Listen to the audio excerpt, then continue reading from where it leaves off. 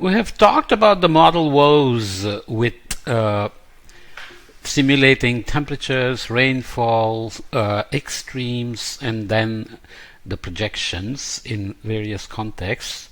But again, remembering how amazing the models are, that given the energy coming from the sun at the top of the atmosphere, they can produce, weather, climate, El Niños, monsoons, Pacific decadal oscillation, North Atlantic oscillation, and everything. So imperfections do exist. The point of this particular podcast, based on this paper, is that we need to keep on thinking about what is actually needed for day-to-day management of disasters that are already happening, whether they are because of climate change, whether they are exacerbated by climate change or not, and what information do we need for the future that is now being provided as projections with multiple scenarios, in addition to making those more accurate in terms of the actual information of how climate will change in the future, especially in terms of extreme events, because those are already here. This 2022 has been a real example of how climate change is beginning to affect the entire globe, with hurricanes, floods, droughts, heat waves, and so on. So this paper by some really very amazing scientists like Julia Slingo, Paul Bates, there is Tim Palmer, Graham Stevens, Bjorn Stevens, this is Stephens and Stevens, Tom Stoker, and so on. The title is Ambitious Partnership Needed for Reliable Climate Prediction.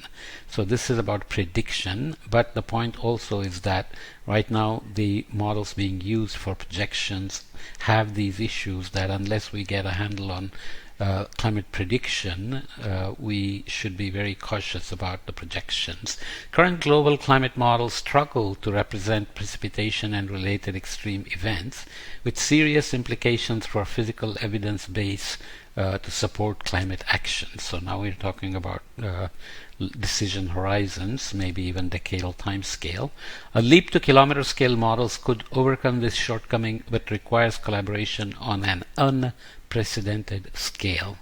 There have been issues before high resolution models were tried, and so much output comes out that analyzing itself becomes an issue, but also certain things showed that just by increasing resolution you don't improve things. But since then, by 2022, when this paper came out, June of 2022, many examples of high resolution modeling for specific regions like West Africa have been shown, and their relevance for decision making have been looked at as well. So starting again with the models, these are hot days, so you're looking at the warmest day of the year in boreal, so these are from observations, boreal summer mean temperatures from observations, and you can see the warmest day of the year. So these are 20-year return value of TXX here, and this is the TXX itself. What is the point? The point is, if you look at the biases in CMIP5 models which were used in the assessment report 5 that came out in 2014, and CMIP6 models that were used in assessment report 6 that came out in 21-22, you can see that there are many similarities in the biases. There are many improvements at some details, regional scale temperature trends and so on, but on average you can see that they look almost identical. Maybe this one is much smaller here, for example, and maybe the Tibetan Plateau and the Himalayan regions are better. But these are boreal summer mean warmest day of the year and so on. And the return periods, you can see that observations show something and the models are quite far off from observations in terms of the I hate this. Okay, every time I upgrade the computer it resets the sleep times, I found out. So begins to fade out in the middle of my talk. I'm going to fix it. Okay, so this is looking at rainfall. So if we have difficulties in doing temperatures where models have better skill in temperature rendition, we have talked about Geert van Oldenburg's paper about how he cautioned us about attribution of heat waves, keeping in mind the model deficiencies. Here we are looking at mean rainfall from CMIP6 models, which looks fairly realistic in terms of the IPCC, SPCZ, SACZ, mid-latitude storm tracks, Indian Ocean split ITCZ, and so on. But when you look at differences with observational estimates from crew data on land only and global data from the trimmed satellite product, you can see that the biases are fairly serious in terms of millimeters per day. It's not just the amount of rain, but the associated heating that goes with these differences in precipitations and the impacts they will have on the Walker cell, the Hadley cell, El Nino teleconnections, energy transports. So the entire global climate is going to be off based on these. The older models that relied on deep convection and parameterization of deep convection need to move forward now to realize that deep convection has very complicated structure with the so-called mesoscale convective systems within them. So this is a nice schematic from Bob House. So here is a storm moving in this direction. So there is inflow here and there is convection in cells happening with new cells forming. So there is a cloud base and the cloud top here, and the radar echo boundaries here, and you see this stratiform tail forming here. So you have ascending front to rear flow here and descending rear to inflow here, and you have warmer waters and colder waters here, and all kinds of complicated processes that are happening. But the main thing is that the processes that happen as mesoscale convective systems include the kinematic, microphysical, and radar echo structures that models need to capture, and those are typically of much smaller spatial scales than the model resolutions. And even if you look within them, this is a schematic showing location of hydrometeor types in a mesoscale convective system over the tropical ocean relative to the layered airflow crossing stratiform region and the layer of upward slantwise motion entering the convective system. So you can see the complications and the complexities involved, which are not at all captured by convective parameterizations, and the reliance on convective parameterizations has now reached its limit. So we need to find new ways to improve predictions and hence projections and information needed for mitigation and adaptation. So these are just light rain, moderate rain, heavy rain, graupel, rhymed aggregates, wet aggregates, and so on, and horizontally oriented ice here at 2% here, and this is the layer of upward slantwise, so what we saw before, and you can see again light rain, moderate rain, heavy rain, graupel, rhymed aggregates, wet aggregates, small ice particles in this lighter color here, and dry aggregates. So this kind of complexity has to be captured eventually, because the real energy being picked up and released in the atmosphere affecting global circulations depends on these structures and their low frequency rectification. So even though these happen on very fast time scales, the energy distribution happens on slower time scales, and the radiative balance, etc., which is very critical for global warming and projections, etc., even at seasonal time scales. So just to add some points from the paper, the fundamental role of tropical precipitation in driving the global circulation Warm oceans of the Indonesian region supply an abundance of moisture to the atmosphere, turning the whole region into an atmospheric boiler box, the word that was used, the descriptor that was used by Ramage in the 1960s, I think. Deep convective clouds release huge amounts of energy into the atmosphere through condensation. This heat source drives giant overturning circulations in the atmosphere, the Hadley cell and the Walker cell, which feed into the jet streams and lead to weather and climate changes far downstream. Okay, so we'll see the figure in the next panel, in the next slide. The circulation anomalies generated by deep heating from tropical rainfall excite Rossby waves that perturb the jet stream and create conditions that favor high impact weather situations in the extratropics. These global teleconnections are therefore fundamental to predicting regional climate change. Consequently, variations in these warm ocean temperatures such as El Nino can drive large shifts in tropical rainfall with profound worldwide consequences. Okay, one can also immediately try to jump to a conclusion that coarse resolution global models can be downscaled with high resolution regional models. But this has also limitations because they need boundary conditions. Typically they come from global models, so you don't really solve all the problems that exist in the global models, which have low resolution and poor representation of the critical convective processes. The observed average rainfall response to El Nino events, which we'll see in the next slide again, show large reductions in rainfall over Indonesia and a tropics-wide pattern of reduced and enhanced rainfalls. Climate model average rainfall biases for simulated El Nino events across successive IPCC assessment demonstrate an inverse pattern of similar magnitude to the observed signal. So the Intergovernmental Panel on Climate Change keeps on producing these reports using the models that we want to improve.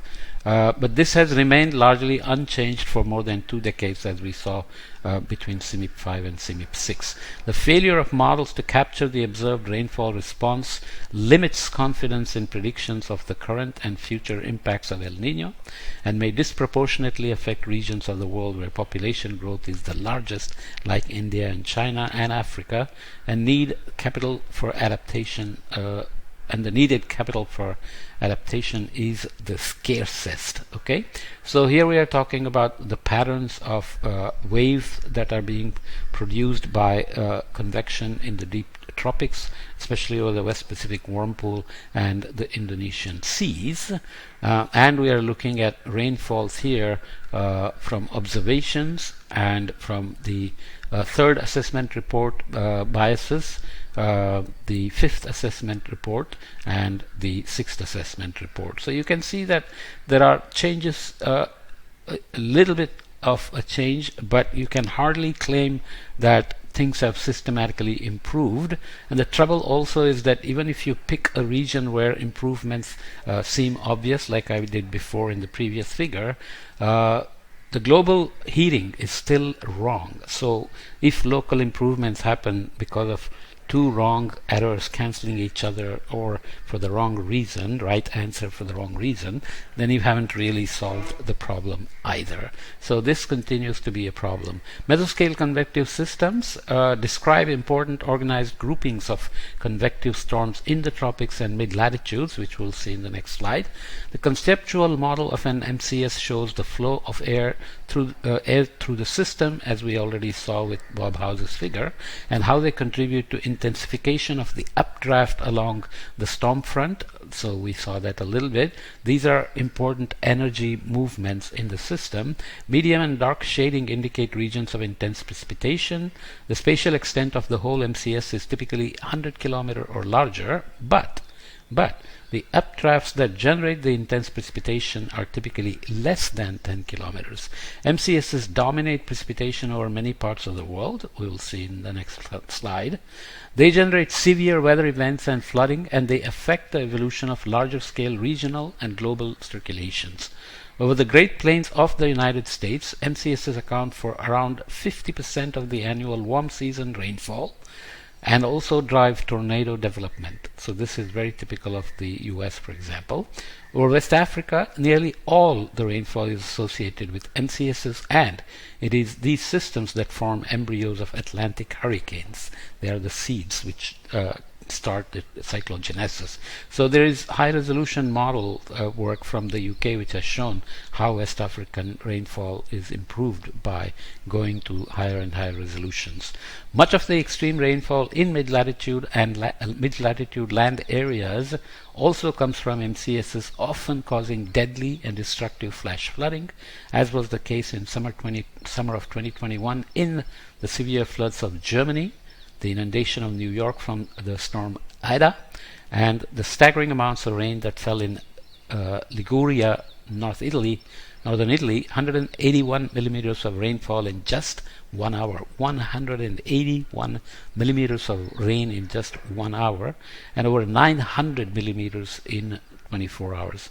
In all cases, the most intense downpours were associated with clusters or lines of MCSs. So this is the figure we already saw, and you can see the satellite images here showing the kind of squall lines or storm lines that are happening, and this is the structure showing percentage of MCS precipitation to total precipitation here, MCS precipitation fraction. So it's not just a tropical phenomenon, it also happens in mid-latitudes all the way into polar regions. So obviously this energy balance, energy transport, and energy transfer from the ocean into the atmosphere towards the poles, and the heavy rains that do all the damages, impacts, and the generation of cyclones, tornadoes, and so on, need to be captured better if we want to actually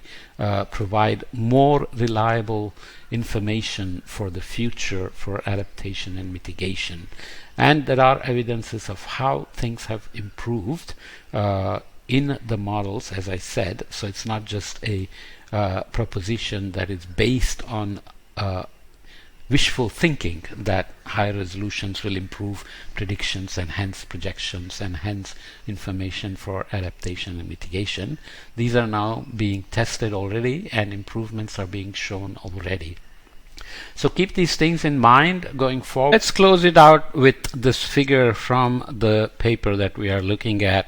It's a kind of a qualitative example, not quantification, but still the realism of K-scale, kilometer scale global climate modeling is argued from this with this figure. Snapshot of clouds from a simulation with a global K-scale climate model showing the detailed structures of tropical clouds, mid-latitude storms here, the cyclones and anticyclones, and evidences of mesoscale convective systems over here, or West Africa and the US Great Plains here, and base map provided by NASA Earth Observatory. The idea is that increased resolution to 1 kilometer is going to improve the mesoscale convective systems, which are the main ways of producing rains and also taking energy from the ocean and putting it into the atmosphere, driving global circulations. One key aspect remains, though, that just by increasing resolution may not be enough in the end as we keep on getting better at this, because as the information gets better, the expectations of accurate informations are also likely to go up. So the feedbacks in the system, for example, from the vegetation to the local microclimate, convection, mesoscale convective systems, land use change impacts, deforestation impacts, and ocean atmosphere feedbacks, ice albedo feedbacks, all those things are also likely to be important in terms of checking for model accuracies. So it's not a silver bullet that increasing to 1 kilometer will solve everything, but we will have made a major quantum jump in terms of representing the most fundamental aspects of the climate system, which are the convective systems, mesoscale convective systems in particular, not just in the tropics but at all latitudes. So that's the hope on which we move towards 1 kilometer resolution models.